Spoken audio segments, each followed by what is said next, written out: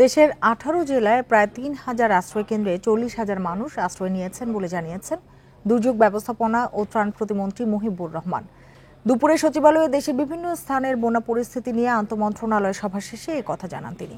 এখন জন্ম সনদ দিয়ে খোলো বিকাশ স্টুডেন্ট অ্যাকাউন্ট, নিজের বিকাশ নিজে কর।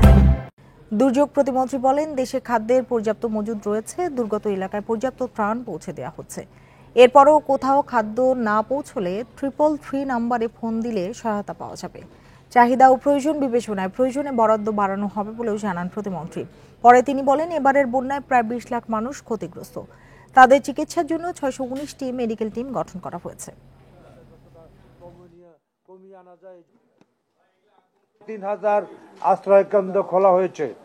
এসব আশ্রয় কেন্দ্রে প্রায় 40,000 লোক আশ্রয় নিয়েছে। বন্যা দুর্গতদের চিকিৎসার জন্য 619টি মেডিকেল টিম গঠন করা হয়েছে। মানুষের চাহিদা প্রয়োজন বিবেচনা করে বরাদ্দ পরিমাণ বাড়ানো হয়েছে।